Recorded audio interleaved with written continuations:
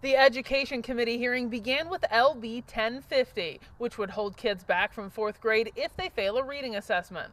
Committee Chair Dave Merman of Glenville brought the bill at the request of Governor Jim Pillen, who cited 2024 data showing Nebraska's fourth graders were 40th in the nation in reading.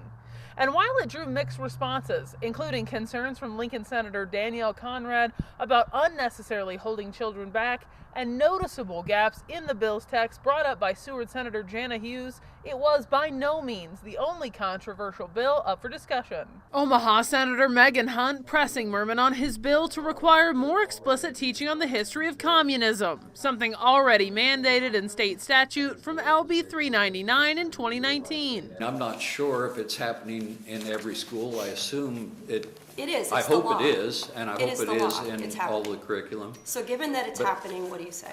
But there's always that risk that sometime going forward, maybe in the not too distant future, that it will not be taught. Students from a Kimball school with less than 250 students testifying in support of LB 1053, a Pillen-backed bill that would reinstate suspension for kindergarten through second grade. Rural schools struggle with these problems more so than bigger schools because we do not have the resources or the funding that bigger schools have. So these problem kids go right back into the classroom to cause chaos. Opponents saying suspension isn't the solution, with National Institutes of Health research showing it disproportionately targets non-white students and interrupts important social-emotional learning. Plus, the State Education Association pushed back on a bill to hold back students from fourth grade if they fail reading metrics, saying retention is not intervention and already tapped resources will be stretched too thin. LB 1050 sets up a massive unfunded mandate for the prescribed interventions. We actually support a lot of the prescribed interventions,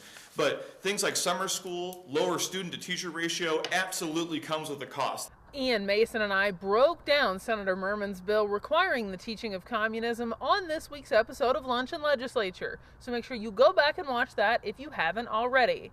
After an executive session, the bills will go to the full floor for 3 rounds of debate on general file. No date for those has been set. Reporting at the state capitol in Lincoln, Darsha Dodge, 1011 News.